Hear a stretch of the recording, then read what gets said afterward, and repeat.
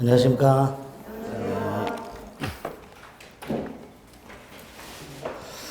오늘은 조금 더 한다고 말씀드렸죠? 끝나는 시간 조금 더 할 거니까. 오늘하고 3번 남은 시간 동안 다 맞춰야 되기 때문에 조금씩 더 하겠습니다. 물권 강론, 소유권 할 차례죠? 22페이지 6번부터 할 차례죠? 점유권까지 진행되겠습니다. 점유권은 한 문제가 나오니까 조문 좀 잘 열심히 보시자 그랬어요. 내용도 많고 어려워요. 어려운데 꼴랑 한 문제 나오니까 너무 심각하게 하지 마시고 어려운 거면 어려울수록 더 단순하게 공부하는 게 우리의 전략입니다. 자꾸 캐묻는 분들이 계세요. 제가 그렇게 깊이 하시지 말라고 그렇게 말씀을 드리는데도 뭐라고 하여튼 청개구리들이 진짜 하여튼 왜 이렇게 청개구리들이 많으신지 말이에요. 하지 말라는 것만 골라서 이렇게 죽겠습니다. 제가 모의고사 점수 신경 쓰시지 말라 그랬죠 분명히. 근데 지난번 모의고사보다 점수가 떨어졌다고 큰일 났다고. 진짜 큰일은 10월 24일 날 나죠. 그렇죠? 그때가 그게 진짜 큰일인데 모의고사 점수 좀 떨어졌다고. 사람이 인생도 굴곡이 있는데 모의고사 점수도 오르락내리락 하고 그렇겠죠. 그거 가지고 이렇게 한 번 가지고 계속 꾸준히 올라가면 얼마나 좋겠습니까? 별로 없어요 그런 분들은. 그러니까 나누드에 따라서 그날 컨디션에 따라서 모의고사 점수 들쭉날쭉 하니까 그런 거 신경 쓰지 마시고, 특히 이제 민법이 말해 한 60점 정도 나온다. 그럼 이 정도 됐다 하고 딴 거 하세요. 네, 민법이 한 60점 정도 맞았다 그러면 민법 됐네. 그리고 이제 민법을 줄이고 이제 딴 거를 하세요. 그럼 그 다음 시험에서 당연히 민법은 한 20점 확 떨어집니다. 그렇게 해놓고 떨어졌다고 큰일 났다고. 참 진짜 그러지 마세요. 아직 갈 길이 멉니다. 자, 점유권은 그렇고요. 소유권은 이제 한 2.5문제, 한 3문제 정도 이제 나온다 생각하시면 돼요. 여기는 그나마 좀 단순합니다. 나오는 게 딱 3덩어리로 정해져 있습니다. 하나가 상린관계 중에서 주의토지통행권. 여기는 5년치만 나와 있는데 보통 주의토지통행권이 한 조금 더 비율적으로 더 나옵니다. 그래서 상린관계와 관련된 몇 가지 조문들 잘 나오는 거 확인하시고 주의토지통행권 판례 하나 정리하시면 돼요. 두 번째로 꼭 하셔야 될 게 취득시효죠. 그 중에서 이제 부동산 점유취득시효라고 해서 요거 사례 형태로 정리를 하실 수 있어야 됩니다. 세 번째로 간혹 첨부 중에서 부합이 나오는 경우가 있습니다. 부합 중에서도 부동산에 뭔가 부합하는 거 이런 게 가끔 나오게. 그리고 이제 공동소유 중에 공유가 주로 나오죠. 이 정도 내용들이 소유권에서 늘 등장하는 문제들입니다. 그 정도 정리하시면 되는데, 먼저 6번하고 7번이 소유권에 보면 특히 부동산 소유권을 제한하는 의미에서 인접한 부동산 소유자 사이의 소유권 충돌을 미리 대비해서 각종 조문들을 쫙 만들어 놨죠. 상린관계라고. 소유권의 규정을 두고는 있으나 이제 요게 소유권 이외의 권리 관계도 이제 확장 적용되고 있고요. 요 상린관계는 크게 두 덩어리, 조문과 주의토지통행권 정리하시면 된다 그랬습니다.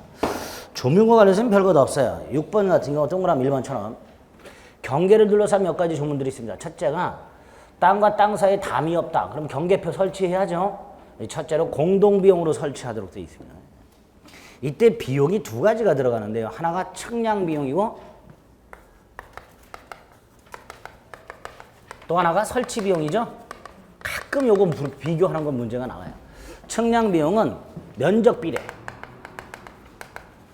땅의 면적에 비례해서 부담을 하고요. 설치 비용은 양념 반, 프라이드 반, 반반. 이렇게만 딱 기억하시면 돼요. 측량 비용은 면적 비례로 부담하고 설치 비용은 반반 부담한다. 그런데 요거와 관련해서 관습이 있으면 관습이 우선 적용됩니다. 뭐가 있으면? 관습이, 지역적 관습이 있으면 관습이 우선 적용됩니다. 두 번째로 이렇게 설치한 경계표는 공유로 추정. 경계표는 뭘로 추정? 공유로 추정. 그렇게. 그게 1번이죠. 2번은 생각해 보세요. 고지에서 흘러내리는 물을 저지에서 막으면 돼요? 안 돼요? 안 되겠죠. 저지에서도 냅갈려 두고 다시 낮은 땅으로 흘러 어디로 가요? 바다로 가겠지요. 그렇죠. 그렇게 되는 거예요. 당연한 거예요. 그걸 왜 막어? 자연의 흐름을. 그게 2번이에요. 이거 막아야 되는 거 아니냐고? 어차피 막아도 흘러 넘쳐요. 그렇죠? 상식적인 문제죠. 3번도 마찬가지. 이웃집 처마가 경계를 넘어왔어요. 거기서 물이 똑똑 떨어져요. 짜증 나겠죠? 그렇게 하지 못하도록 해야 되겠죠. 3번 당연한 거예요. 4번 건물을 축조할 때요. 경계로부터 띄어야 되는 게 있죠. 지상물의 경우 얼마를 띄워야 돼요? 지상물의 경우 얼마를 띄우도록 돼 있어요? 네? 반 미터. 몇 미터? 반 미터. 근데 이것도 관습이 있으면 관습이 우선 적용돼요. 그래서 어느 특정 지역을 가면 집과 집, 건물과 건물이 다닥다닥 붙어 있는 경우가 그 지역만 유독 그런 경우 있죠. 그게 그 지역적 관습인 거예요. 관습이 있으면 관습이 우선 적용된다. 이렇게. 이때 당연히 경계로부터 가장 돌출된 부분까지 거리가 반 미터가 될 겁니다. 그 다음 5번. 토지 경계에 담이 없을 때 아까 설치해야 된다 그랬죠. 그러니까 한쪽이 설치하자 그러면 상대방은 옳았다고.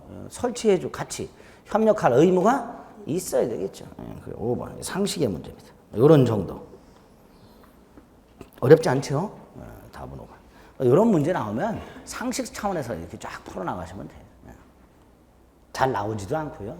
나와도 상식에서 풀어볼 수 있는 것들 나옵니다. 이런 거 고민하는 게 아니에요. 그렇죠?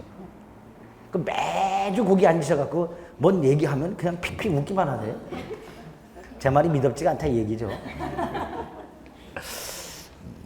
이해합니다. 7번. 7번. G2G 통행권. 굉장히 중요합니다. G2G 통행권. 문제는 꼴랑 하나 나왔는데 지금까지 굉장히 많이 나왔던 부분이다. G2G 통행권 우리 프린트로 잠깐 보겠습니다. 먼저 좀 몇 가지 꼭 확인해야 될 거. 먼저 G2G 통행권은 219조하고 220조 조문이 두 개가 있어요. 219조를 보면 G2G 통행권이 인정되기 위한 요건이 나와 있습니다. 어느 토지와 공로 사이에 토지 용도에 필요한 통로가 없다라고 되어 있습니다. 토지와 공로 사이에 이 공로예요. 이 토지와 공로 사이에 이 토지 용도에 필요한 통로가 없다라고 되어 있는데 그 토지 용도에 필요한 통로가 없다라는 말은 두 가지를 말합니다. 하나가 아예 없는 경우. 그럼 이 땅은 맹지를 말하는 거겠죠. 또 하나가 있긴 있는데 제 기능을 발휘하지 못하는 경우. 이 두 가지를 말하게 됩니다. 이럴 때 당연히 맹지의 경우에는 주의 토지를 통행하지 않으면 공로 출입이 불가능할 거고요. 제 기능을 발휘하지 못한다면 공로로 출입할 때 비용이 좀 많이 들 수가 있게 됩니다. 이렇게 두 가지 중에 하나에 해당할 때 요 인접지를 주의 토지를 일방적으로 통행할 수 있는 게 주의 토지 통행권이라고 했어요. 인접지 소유자의 동의나 승낙을 받을 필요가 없다 그랬습니다.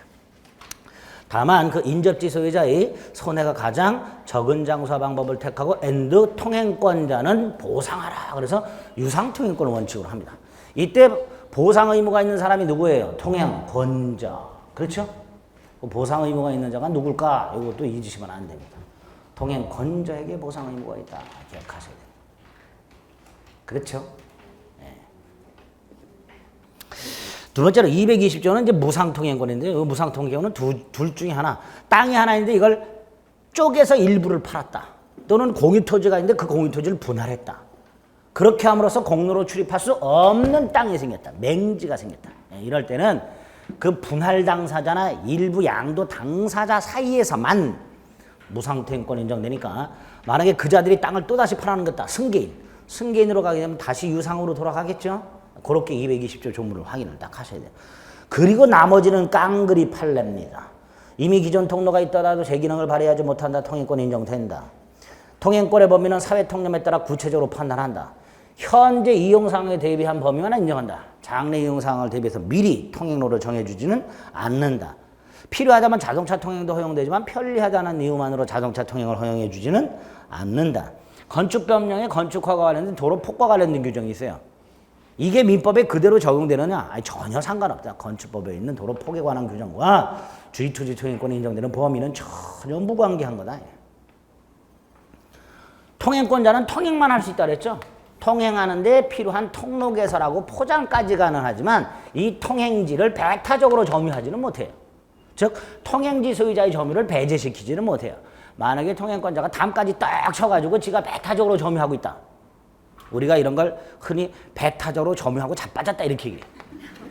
그런 걸 하면 안 되겠죠. 그런 걸 그렇게 하고 자빠져 있으면 안 되죠.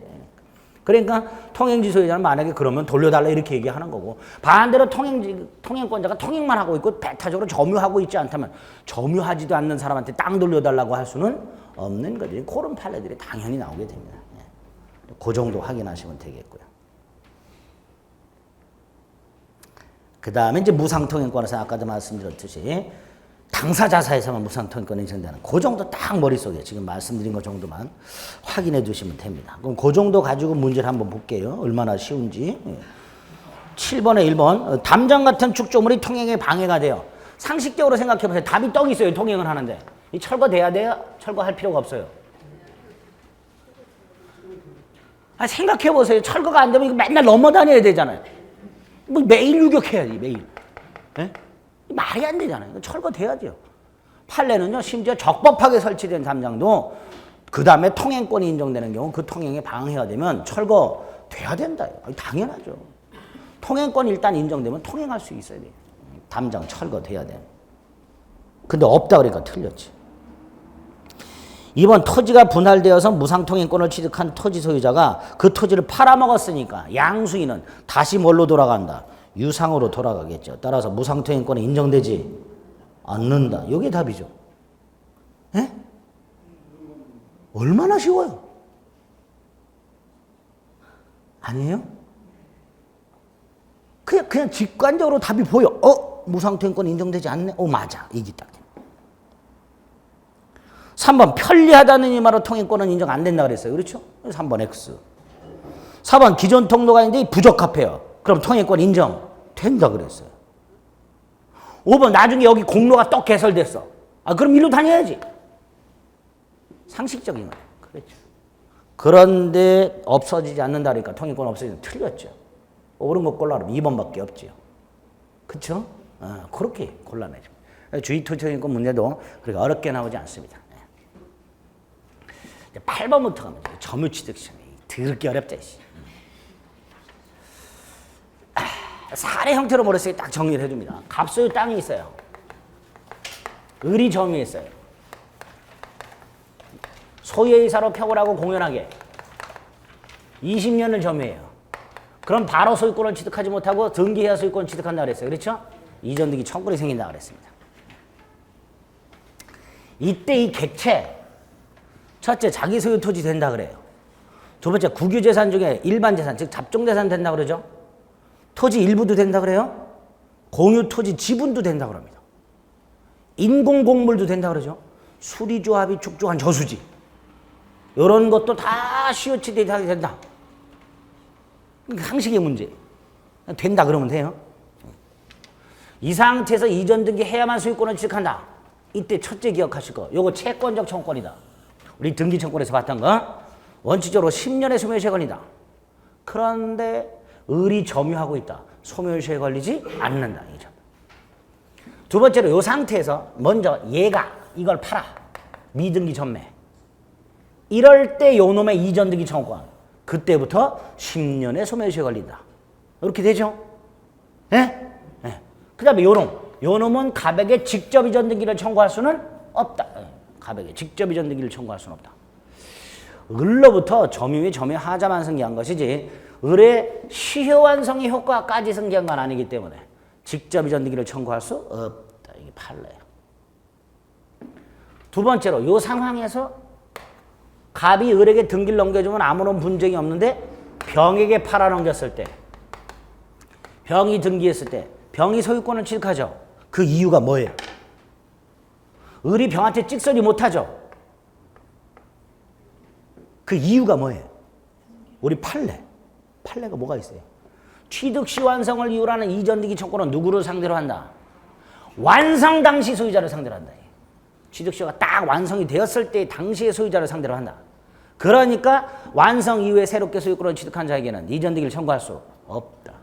그래서 20년 기간 기산점의 문제가 하나 추가적으로 나오는 거예요. 이렇게 갑소유 땅을 을이 점유를 했다. 그래서 20년이 됐다. 완성 당시 소유자가 갑이다. 그런데 갑이 병한테 팔아넘겼다. 병한테는 이전등기 청구 못하죠. 근데 을이 계속해서 정묘하고 있다가 20년을 주장할 때 요때를 지가 완성됐다라고 주장을 하고 기간을 역산을 해서 기산점을 지멋대로 잡아버리면 완성 당시 소유자가 누가 되는? 병이 되는 문제가 생기더라요. 그러니까 기산점 함부로 역산하지 못하고 기간 역산하지 못하고 기산점 함부로 선택하지 못한다. 이런 판례가 나오게 되는 거예요. 누굴 상대로 해야 되니까? 완성 당시 소유자입니다. 얘를 상대로 이전등기 청구 못합니다. 그게 원칙이에요. 다만 요게 무효가 되는 경우가 있을 수 있어요. 가장매매를 했거나 요놈이 팔아먹는데 적극 가담했거나 그럼 무효가 될 것이고요. 말소돼야 되는데 우리 이중매매에서 봤어요. 얘가 직접 말소 청구할 수 없고 갑을 대위하여 여기 하나 있을 수 있어요. 두 번째로 얘한테 소유권이 넘어갔다 하더라도 이게 소멸하지는 않아요. 그러니까 소유권이 갑에게 복귀가 되면 을은 여전히 갑을 상대로 이전등기 청구할 수 있다. 이런 예외는 있을 수 있으냐. 그러나 어쨌든 얘가 원칙적으로 소유권을 취득하기 때문에 찍소리 못하고 을은 갑에 대해서만 책임을 추궁한다 그랬어요. 그 책임 추궁의 내용도 머릿속에 기억하셔야 돼요. 이중매매라면 채무불이행 책임을 추궁합니다. 왜? 매매계약이 있었기 때문에. 그러나 이건 매매계약이 있는 게 아니기 때문에 을은 갑을 상대로 채무불이행 책임을 추궁할 수는 없고 불법행위 손해배상 책임을 추궁한다 그랬어요. 여기까지 됐죠? 그런데 이게 팔아먹은 게 아니라 수용이 되었다면 이때 수용된 것은 불법행위가 아니기 때문에 을이 갑을 상대로 불법행위 손해배상을 청구하지는 못하고 갑이 받게 되는 보상금을 내놔라. 뭐 대상 청구권 이렇게 될 거예요. 그래서 을이 할 수 있는 거 갑이 팔아먹었을 때는 불법행위 손해배상, 땅이 수용이 되었을 때는 보상 청구권에 대한 대상 청구권 행사. 이렇게 두 가지가. 그걸 행사하기 위한 요건이 또 있어요. 판례가. 뭐가 있죠? 얘가 알면서 팔아넘겼어야 돼. 또는 알고 있는 상태에서 수용이 됐어야 돼요.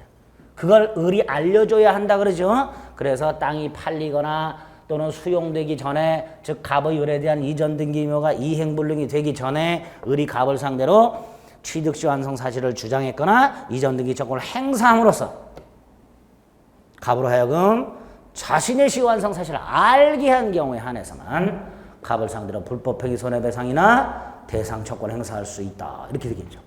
그렇죠? 여기까지가 기본 세트. 취득시효 사례인데 지금까지 떠든 게 그렇죠? 다 아는 거예요. 이제 여기서 추가해야 될 게 한 6개가 있어요. 듣기만 하면 돼. 듣기만 하면 돼. 갑 소유 땅에 을의 시효가 완성됐다. 근데 아직 등기는 하지 않았다. 그럼 여전히 누가 소유자예요? 갑이 소유자죠. 이때 갑이 을을 상대로 토지를 돌려달라 청구할 수 있다 없다? 없다. 을은 이전등기 채권이 이미 있기 때문에. 그렇죠?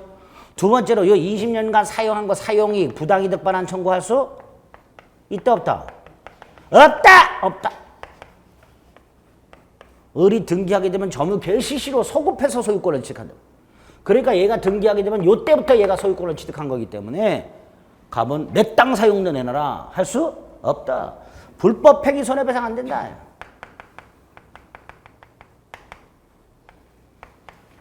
이 세 가지 기억하셔야 돼요. 지금은 이제 이해가 아니야. 왜 그렇지? 그러지 말고 못하는구나.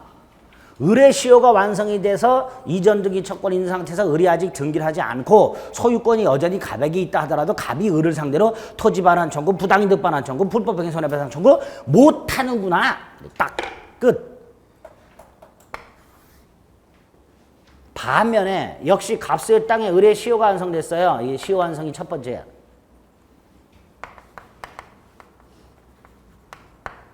그 상태에서 갑이 건물을 지었어. 그리고 등기를 넘겨받았어, 얘가.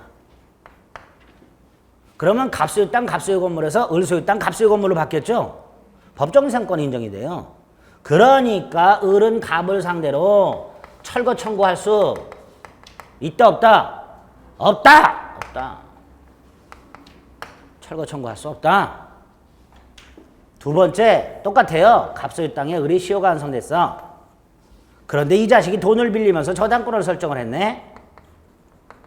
그리고 등기를 넘겨받았네. 저당권 소멸해야 안 해요? 소멸하지 않아요. 그리고 얘는 어차피 소유권이 을에게 넘어갔으니까 돈을 갚을 리가 없겠죠. 경마가 되든 말든 신경 안 쓸 거예요. 그러니까 얘가 막으려고 갚았어요. 대신 누구 대신 갚은 거예요? 갑 대신. 그러니까 을은 갑한테 쫓아가가지고 내가 네가 빌린 돈 갚았으니까 나한테 돈 갚아라. 이런 걸 뭐라 그래요? 구상권. 행사할 수 있다 없다? 없다. 없다. 없다. 없다. 아니 땅 공짜로 먹은 놈이 뭘 그것까지 돈 달라대. 그렇다라는 거예요. 판례가. 예?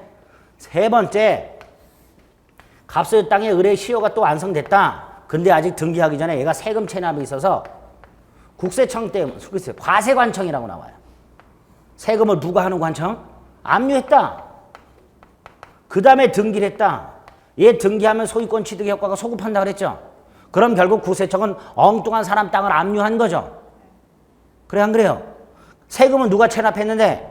갑이 체납했는데 을소유 땅을 압류한 거잖아요. 그러니까 을이 또 쫓아가요. 국세청에. 쫓아가서 야! 이 땅은 내가 20년 전부터 내가 소유권을 취득한 건데 세금 체납은 갑에 있는데 왜 엉뚱한 사람 거를 압류했냐? 라고 소구표를 주장을 해요. 빨리 이거 압류 풀으라고. 을이 판례 안 된다. 세금 뜯어내는 게 목적이다. 대법원은. 대법원의 판결의 결론은 궁극적으로 세금 뜯어내는 걸로 귀결이 된다. 안 된다. 소구표 주장. 그래서 왼쪽 갑이 을에게 못하는 거 3개. 을의 시효가 완성되고 등기하기 전에 갑이 저지른 일에 대해서 을이 찍소리 못하는 거 3개. 철거 청구 못해. 구상권 행사 못해. 압류한 과세관청에게 소구표 주장 못해. 예? 6개 딱. 끝. 8번 보겠습니다. 부동산 점유 취득 시효에 관한 설명으로 틀린 것은 1. 취득 시효로 인한 소유권 취득 효과는 점유를 개시한 때 소급한다. 어유 소급한다 그랬죠 지금. 2번 시효 취득을 주장하는 저는 점유자는 자주 점유를 증명할 책임이 없다. 없지요. 왜? 추정된다 그랬잖아요. 지난주에 이거. 추정되니까 증명이 필요 없죠. 3. 시효 취득자가 제3자에게 목적물을 처분해서 점유를 상실. 이 경우 말하는 거예요. 시효 취득자가 제3자에게 목적물을 처분해서 점유를 넘겨줌으로써 얘가 점유를 상실. 이때 이 을의 이전등기 청구한 그때부터 10년의 소멸시효에 걸린다 그랬죠. 아까 분명히 그랬죠. 근데 뭐라고 돼 있어요? 즉시 소멸한다. 뭔 개소리야. 10년의 소멸시효에 걸린다는데. 그러니까 이런 건 즉시 답으로 골라주시면 되는 거예요. 4번 취득시효 완성 후 이전 등기 전에 제3자 앞으로 소유권 이전 등기가 격려됐다. 시효 취득자는 그 사람에게 시효 취득을 주장할 수 없는 게 원칙이다. 원칙이라고 그랬잖아. 안 된다. 안 된다. 안 된다. 5번 부동산 명의수탁자. 우리 점유태양에서 봤어요. 명의수탁자는 타주. 명의수탁자는 원주? 타주. 타주. 그러니까 시효 취득할 수 없다. 없다. 답은 3번. 9번. 아유 1번 또 나왔어. 자주점유 증명할 책임이 있대. 틀렸네. 아, 이런 거 이제 짜증내야 돼. 이제 여러분들이 이런 거는. 뭔 기출문제가 있다고요. 이렇게. 날 놀리는 거예요. 뭐예요. 이렇게. 이 여러분들 무시하는 지문이에요. 이런 것들은. 그렇죠. 이 정도는 틀렸네. 탁 체크할 수 있어요. 2번. 시효 진행 중 목적 부동산이 전전 양도가 된 후 시효가 완성됐을 때 시효 완성자는 최종 등기 명의자에 대해서 이전 등기를 청구할 수 있다. 이제 요게 약간 논란의 소지가 있었던 거예요. 시효 진행 중이란 요거 말하는 거예요. 20년 기간이 진행하는 중에 목적물의 소유권이 쭉쭉 넘어갔어요. 갑에서 병으로, 병에서 정으로, 정에서 무로. 이때 딱 20년이 되었을 때 소유자가 있겠죠. 그 사람이 최종 등기 명의인이겠죠. 그렇죠. 그 사람에 대해서 이전 등기를 청구할 수 있다 없다? 있다라는 거죠. 최종 등기 명의를 상대로 이전 등기를 청구할 수 있는 건데 문제는 이 최종 등기 명의인이 시효 완성 당시 최종 등기 명의인지 아니면 완성 이후에 또다시 넘어가서 최종 등기 명의인지가 불분명해요. 그래서 이의를 신청했던 질문이에요. 근데 여기서 해석은 어떻게 해야 돼요? 완성 당시 최종 등기 명의라고 해석을 하면 됩니다. 이전 등기 청구할 수 있다 이렇게 되겠죠. 다만 아까도 말씀드렸듯이 요 시완성자는 최종 등기 명의자, 요 최종 등기 명의자를 이렇게 해석할 수도 있는 거예요. 완성 이후에 또다시 팔렸을 때 그 최종 등기 명의. 요 사람한테는 할 수 있다 없다? 없다 이렇게. 그렇게 해석도 가능한 거예요. 지금 2번은. 그렇죠? 그렇게 이의 신청이 됐었던 질문입니다. 3번 취득 시효가 완성된 점유자는 을을 말합니다. 토지 소유자 갑이 완성 후에 당해 토지에 무단으로 담장을 설치했다. 을이 담장 철거 청구할 수 있다 없다? 있다죠. 왜? 을의 점유가 방해당하고 있잖아요. 을은 점유권에 타자마 담 철거를 청구하게 되면 우리 208조 2항에 보면 점유에서는 본권에 관한 이유로 재판하지 못한다고 돼 있어요. 그러니까 을이 점유권에 타자마 소송을 제기했다면 을을 승소시켜야 돼요. 을이 이 땅에 본권이 있냐 없냐 이런 거 따지면 된다 안 된다? 안 된다. 철거 청구할 수 있다. 4번 시효기간 만료 명의 수탁자로부터 적법하게 이전 등기받은 명의 신탁자라고 돼 있습니다. 이거는 조금 어려워요. 예를 들어서요. 갑소유 땅을 을이 점유해서 시효가 완성됐는데 문제는 이 땅이 갑으로 등기가 안 돼 있고 정이라는 사람으로 등기가 되어 있는 상태예요. 만약에 정이 명의 수탁자고 얘가 명의 신탁자다. 등기부상 누가 소유자로 등기가 돼 있어요? 정으로. 그 상태에서 을이 시효가 완성이 됐어요. 이럴 때 우리 판례는 유효한 명의 신탁이라면 대외적 소유자가 얘예요. 그러니까 을은 정을 상대로 이전 등기를 청구하는 거예요. 그런데 이전 등기 하기 전에 갑이 이 정 등기를 말소시키고 지가 등기를 회복을 해버려요. 그럼 대외적으로 소유자가 바뀐 거예요. 시효가 완성된 후에 소유자가 바뀐 거예요. 그래서 명의신탁자가 바로 요 시효 완성 후 새롭게 소유권을 취득한 제3자의 지위가 되어버립니다. 그러니까 그 명의신탁자를 상대로 취득시 완성 사실을 주장할 수 없다가 되는 거예요. 없다. 유효한 명의신탁을 전제로 하는 겁니다. 옳은 지문이 된 거죠. 시효 완성자에게 대항할 수 없다. 이렇게. 5번 시효 완성으로 이전 등기를 격려받은 자가 대항할 수 있죠. 명의신탁자는 시효 완성자에게 대항할 수 있다죠. 시효 완성자가 명의신탁자에게 주장할 수 없다. 주어를 잘 보셔야 되죠. 큰일 날 뻔했네. 명의신탁자는 시효 완성 후 새롭게 소유권을 취득한 제3자의 지위에 있기 때문에 이 명의신탁자가 시효 완성자에게 등기 못 넘겨준다 라고 대항할 수 있다. 이렇게 되겠죠. 그 다음 5번 시효 완성으로 이전 등기를 격려받은 자가 기간 중 체결한 임대차에서 발생한 임료. 이 과실이죠. 이 과실 누가 수취해요? 예를 들어서 을이 이 땅을 점유하면서 지가 점유하다가 병에게 임대를 하고 임대료를 받고 있었어요. 그 상황에서 20년이 됐고 등기를 넘겨받아서 얘가 소유권을 취득하게 되면 얘는 소유권 취득이 소급하잖아요. 그러니까 이 임료는 갑이 가져가야 돼요? 을이 가져가야 돼요? 을이 가져가는 거죠. 을이 자기 소유 물건을 빌려준 거니까. 따라서 원소유자에게 귀속하는 것이 아니라 시효 완성자 을에게 귀속이 된다. 이렇게 되겠지. 2번을 옳은 걸로 체크하시면 되는데 아까도 말씀드렸죠. 이 2번은 논란의 여지가 있는 지문일 수가 있게 됩니다. 10번 1. 시효 취득자는 시효 완성으로 바로 소유권 취득할 수 없고 이전 등기 조건이 발생할 뿐이다. 맞지요? 2번 시효 취득자가 점유를 계속하는 동안에는 이전 등기 조건은 시효로 소멸하지 않는다. 그렇죠? 3번 시효 취득을 하는 이전 등기 조건이 발생하면 부동산 소유자와 시효 취득자 사이에 계약상 채권 관계가 성립한 걸로 본다. 뭔 개소리야. 안 된다니까. 뭐 매매를 한 것도 아닌데 무슨 계약상 채권 관계예요. 계약상 채권 관계라면 갑이 팔아먹었을 때 채무 불이행 책임을 충할 수 있어야 돼요. 근데 그런 게 성립하는 건 아니더라 말이죠. 아니다. 4번 등기부상 소유명의자가 진정한 소유자가 아니더라. 아까 요 이전 등기 청구는 시효 완성 당시 소유자라 그랬어요. 제가. 누구로 상대로 한다고요? 시효 완성 당시 소유자. 이 사람에 대해서 판례가 첫째 원칙적으로 시효 완성 당시 소유 등기 명인을 말한다. 보통 소유권자로 등기되어 있으면 소유자일 가능성이 굉장히 높잖아요. 그 사람을 말한다. 단 시효 완성 당시 등기 명인과 실제 소유자가 달라서 시효 완성 당시 그 등기 명인의 등기가 무효 등기라면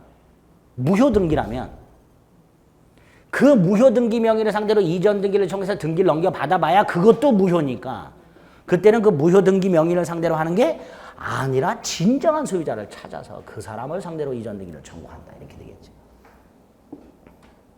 그게 4번이 될 것이고요.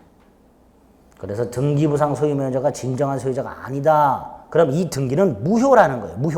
무효 등기니까 그 사람을 상대로 이전 등기를 청구할 수는 없다. 이렇게 될 거예요.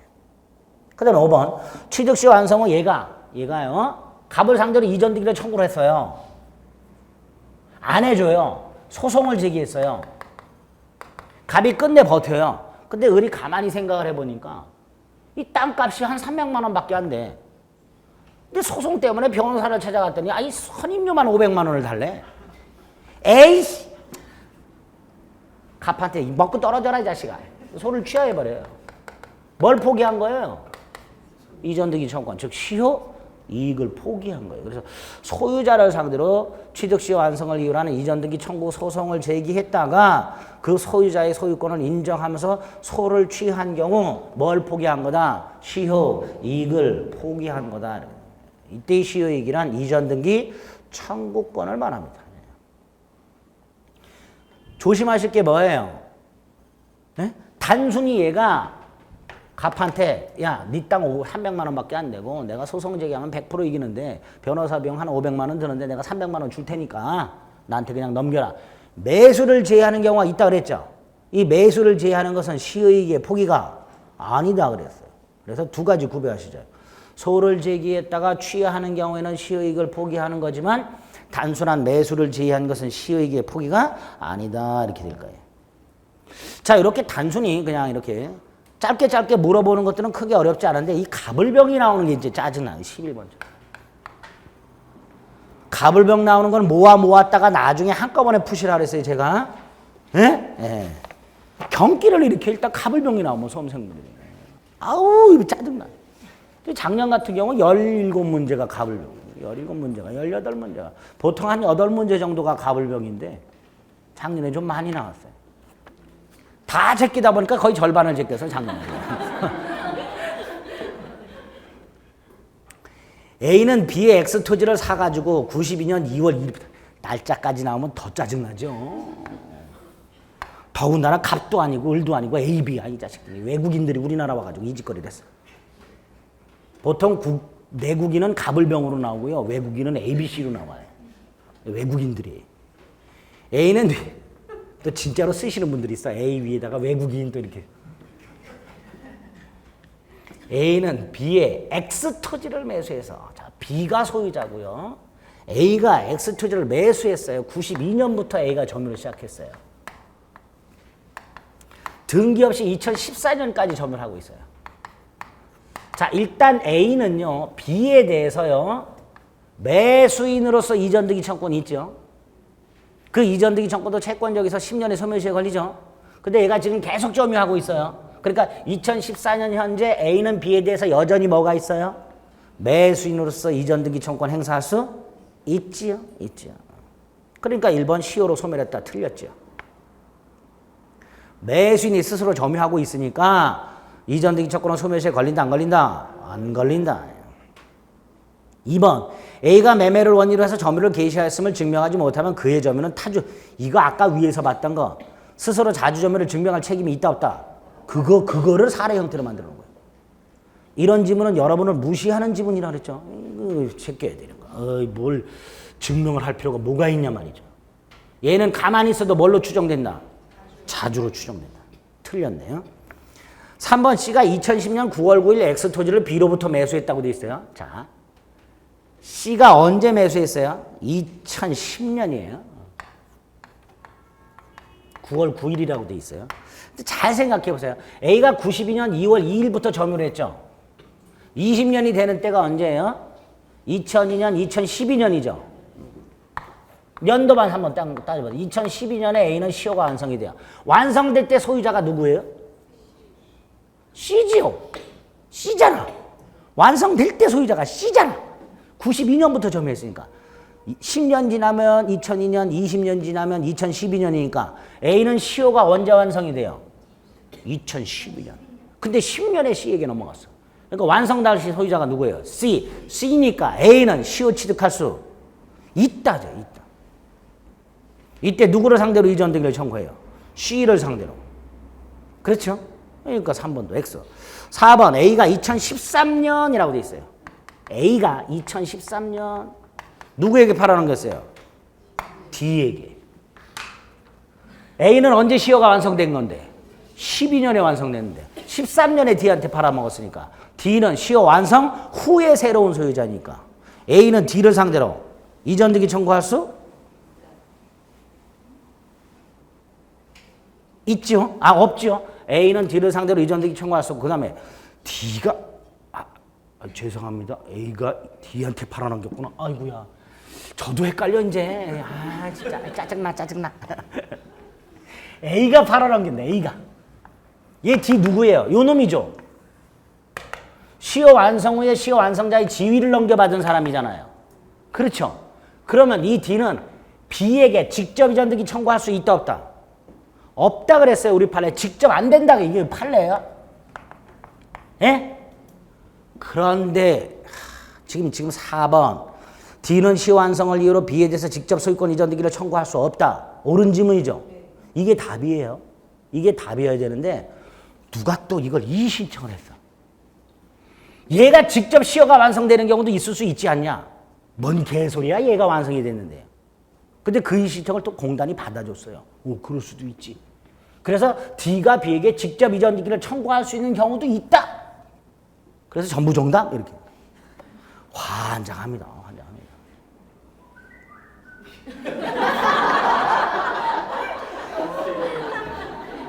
즐거운 마음으로 하라 이런 뜻이죠. 예.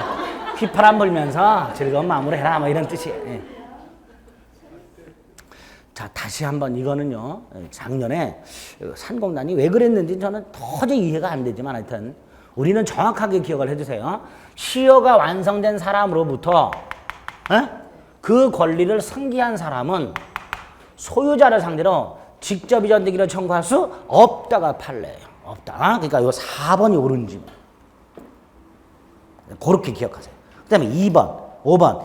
2가 2014년 4월 4일 X토지에 대해서 청구권 보존 가등기를 했을 때 가등기만 했어요. 2가. 네? 2가 가등기만 했어요. 가등기만 한 걸로는 얘가 소유권을 취득하는 게 아니니까 A는 여전히 시효 취득할 수 있지요. 그래서 요 경우에 A가 먼저 등기를 해버리면 소유권 등기를 해버리면 소유권 취득의 효과가 소급을 해버린단 말이에요. 그리고 요 가등기 말소를 청구할 수 있게 됩니다. 문제는 소유권 등기를 한 상태에서 가등기가 먼저 돼버리면 가등기 타자면 본등기가 되면 요게 또 순위가 소급을 해요. 그러니까 의뢰등기가 또 직권으로 말소가 돼요. 근데 어쨌든 2가 가등기만 되어 있는 상태에서는 2는 아직 소유권을 취득한 게 아니니까 A는 여전히 시효 취득할 수 있게 됩니다. 조금 이렇게 작년 문제가 까다롭게 좀 나왔어요. 짧지만 이렇게 사례 형태로 나오면 아까도 말씀드렸듯이 단순하게 그냥 푸시면 좀 어렵고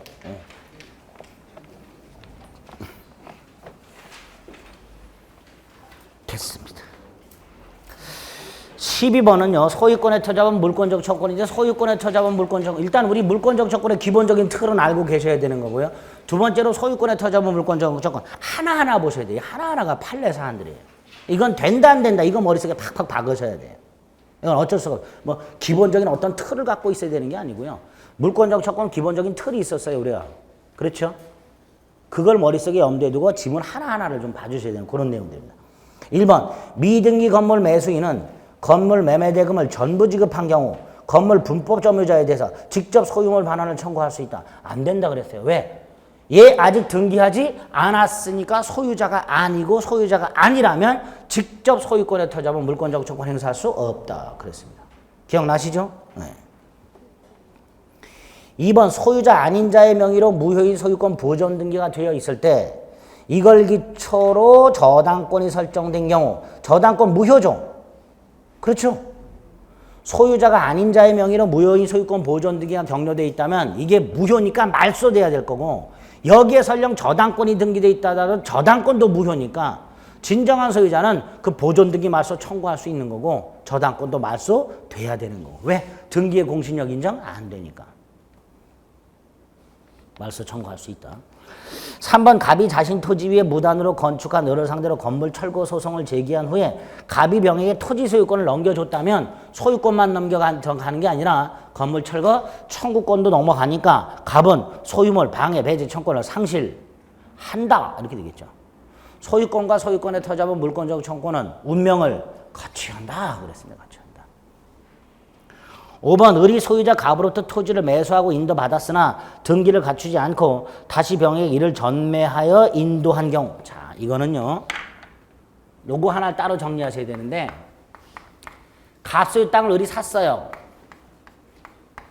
그리고 점유를 하고 있어요. 넘겨받았어요. 쉽게 말해서 돈 다 줬어요. 등기서류도 넘겨받았고요. 인도도 받아서 점유를 하고 있어요. 근데 뭘 안 해? 이때 을 점유하고 있으니까 뭐는 있어요? 점유권은 있죠. 그러나 등기 안 했으니까 뭐는 없어요. 자, 이때 을 사실상 소유자죠. 을이 뭐예요? 사실상 소유자예요. 근데 사실상 소유권 있어요, 없어요? 그런 건 없다 그랬어요.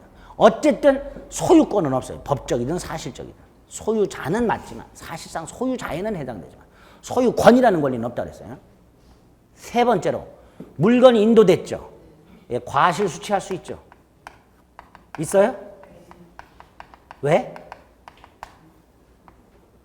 매매에서 봤어요. 매매 목적물 인도 전 매도인, 인도 후 매수인. 과실 수취하는 사람. 네 번째에 이전 등기 채권 소멸시에 걸려요, 안 걸려요? 점유하고 있으니까 소멸시에 걸리지 않아요. 마지막이 현재 소유자가 누구예요? 갑이죠. 을은 점유자예요. 그렇죠? 우리민법 213조에 보면 소유자는 점유자에게 소유물 반환을 청구할 수 있도록 되어 있어요. 단 점유자가 본권이 있으면, 점유자가 뭐가 있으면? 점유할 권리라고 부르죠. 본권이 있으면 반환을 뭐 할 수 있다? 거절할 수 있도록 되어 있어요. 그럼 이 경우에 갑이 을에게 얘가 소유자예요. 분명히. 여러분들 얘가 소유자라고 말씀하셨어요. 얘는 점유자 그러셨어요. 분명히. 그러니까 얘는 얘에게 소유물 반환을 청구할 수 있는데 문제가 얘한테 본권이 있다면 얘는 거절할 수 있다 그랬어요. 얘한테 본권이 있나 생각해. 있어요, 없어요? 본권이 있어요, 없어요? 그랬더니 있대요. 그래서 뭐예요? 그랬더니 점유권이래. 환장합니다. 점유권은 본권이 아니래. 본권 없죠? 근데 우리 판례 있다 그래요.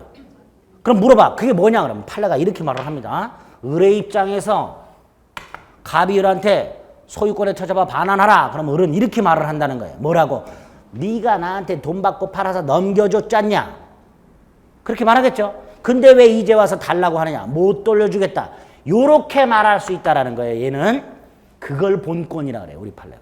그리고 이름을 붙여요. 매각되어 인도된 물건의 항변권. 이렇게. 말이 어려워요? 예? 이름 몰라도 돼요? 또 인상 쓰시네. 이름 몰라도 돼. 매각되어 인도된 물건 항변권 이런 거 안 나와. 안 나오고 결론만 나와요. 이 경우에 갑이 을을 상대로 소유물 반환 청구할 수 없다. 나아가 얘가 미등기 전매를 했어요. 병한테. 그래서 점유가 일로 넘어가. 마찬가지야. 갑은 병을 상대로도 소유물 반환 청구할 수 없다. 그래서 결론 매매계약을 하여 부동산이 매수인에게 인도되거나 매수인이 미등기 전매로 제3자에게 넘겨줬을 때 설령 얘네들이 아직 등기를 갖추지 못하여 소유권을 취득하지 못한 상태라더라도 매도인은 매수인 또는 매수인 승계를 상대로 소유물 반환을 청구할 수 없다. 그래서 요걸 다 모아서 부동산을 매수하였으나 등기하지 아니한 채 점유하고 있는 자의 법적 지위. 그래서 5가지가 쫙 나와요. 예? 요건 다 아는 거예요. 그렇죠? 요건 다 아는 거니까 하나만 추가. 매도인은 매수인 또는 매수인의 승계인을 상대로 소유물 반환 청구할 수 없다. 딱 기억하. 그게 5번. 4번. 있다고 돼 있네요? 네, 틀렸네. 그러니까. 5번 갑소유 건물의 을명의 저당권 설정 등기가 불법적으로 격려되는. 자, 저당권 설정 등기가 불법적으로 격려됐으니까 이 저당권 등기가 무효죠. 그런데 이게 병에게 이전 등기가 됐어. 이것도 무효니까. 당연히 갑은 병을 상대로 뭐 할 수 있다? 말소해라. 그렇죠? 근데 이거 조금 조심하실 게 있어요. 보세요. 갑소유 땅에 누구의 이름으로 저당권이 불법으로 등기됐어요? 을의 이름으로. 이게 불법이에요? 불법이라면 이 등기는 무효예요? 그렇죠? 근데 을이 병한테 이거 진짜라고 속여서 팔았어요. 얘는 등기를 믿었겠죠? 등기행 공신력 인정? 안 된다 그랬어요. 그럼 얘 소유권 취득을 못합니다. 아니, 저당권 취득 못합니다. 문제는 이전 등기를 부기등기 형식으로 넘겨줬겠죠? 그래요 안 그래요? 그럴 거예요. 이때 갑이 누구를 상대로 말소 등기를 청구하느냐예요. 을을 상대로 말소 청구해요? 병을 상대로 말소 청구해요? 병을 상대로 한다는 거죠. 외형상 저당권을 양수한 요놈이 저당권자로 돼 있을 거 아니에요. 그래 안 그래요? 예? 외형상 얘가 저당권을 팔아먹은 거잖아요. 예? 그러니까 얘는 저당권 양도인이고요. 얘는 저당권 양수인이죠. 이럴 때 판례는 양수인을 상대로 말소 등기를 청구한다는 거야. 말소 등기.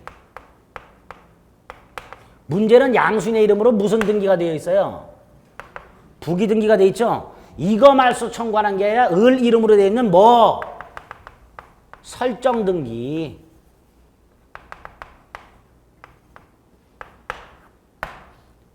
을 이름으로 되어 있는 설정 등기 말소 등기 청구를 누구를 상대로 한다? 양도인 을이 아니라 양수인 병을 상대로. 예? 그래서 병을 상대로 설정 등기 말소를 청구할 수 있다가 되는 거예요. 근데 이렇게까지 깊이 생각 안 하셨죠? 예, 괜찮아요. 을 등기 무효고 등기의 공신력 인정 안 되니까 병 등기도 무효고 그러니까 갑은 말소해라 이렇게 청구할 수 있다라는 거예요. 아시겠죠? 그래서 5번이 옳은 지문이 됩니다. 13번 부합이 있는데요. 부합은 소유자가 다른 두 개 이상의 물건이 합체된 걸 말한다 그랬죠? 예? 예. 이때 부동산의 부합 256조 뭐라고 돼 있어요? 부동산에 어떤 물건이 부합이 되면 갑소유 부동산에 을소유 물건이 부합이 되면 원칙적으로 이 전체 물건은 누구 소유? 갑소유 이렇게 되죠. 부합되는 물건의 값어치가 기존 부동산 값어치보다 훨씬 크더라도 원칙적으로 기존 부동산 소유자가 부합물에 대한 소유권을 취득한다. 이게 원칙이다. 원칙이다. 그렇죠? 다만 요게 요놈의 두 가지 정당한 권원에 의해서 부속된 경우 부합이라 뭐 된 경우? 부속된 경우라고 나와요. 부속이란 건 독립되어 있다 이런 뜻이에요. 그럼 당연히 부합이 되지 않을 것이고 요것만 부속시킨 자 소유 이렇게 될 거예요. 두 가지 요건을 갖추게 되면. 그게 아니면 갑소유가 된다 이런 뜻이에요. 이게 부합이에요. 요게 머릿속에 딱 있으시면 돼요. 그러니까 13번에 1번 건물 임차인이 권원에 터져봐. 임차인이 권원에 터져봐. 정당한 권원 있네요. 그렇죠? 갑소유 건물을 빌린 을이 정당하게 증축을 했어요. 원래는 기존 건물에 부합돼야 되죠. 근데 정당한 권원에서 증축을 했어요. and 구조상 이용상 독립성이 있다면 부합이 안 될 거예요. 그런데 뭐라고 돼 있어요? 구조상 이용상 독립성이 없다고 돼 있죠. 예? 두 가지 요건을 다 갖춰야 되는데 요것만 갖췄을 뿐 이건 못 갖췄단 말이에요. 그럼 어떻게 되는 거예요? 기존 건물에 부합 된다죠. 따라서 을은 증축된 부분의 소유권을 주장할 수 없다. 이렇게 되겠죠.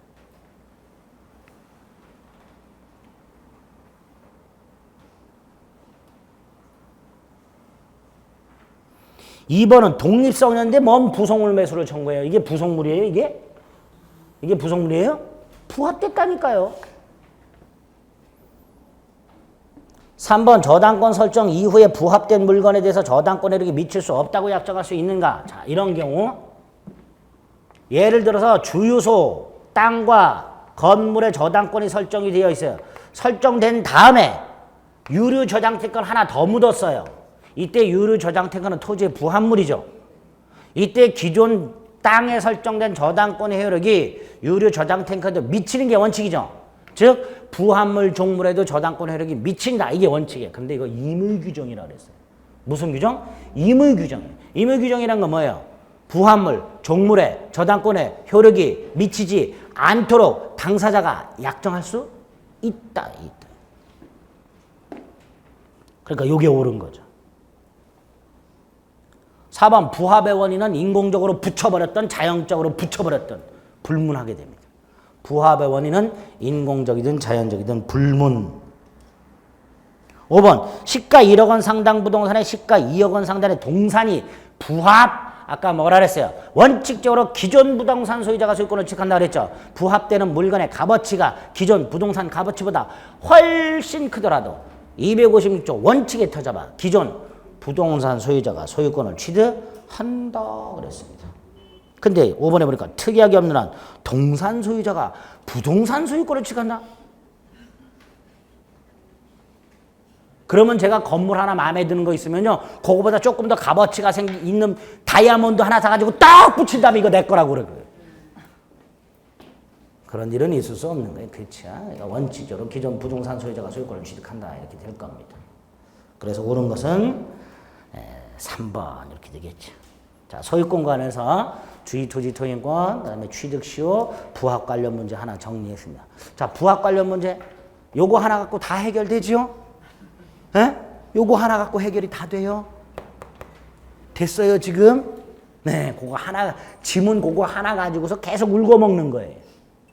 부합. 공유 남았습니다. 이건 잠시 쉬었다가 좀 보겠습니다. 네.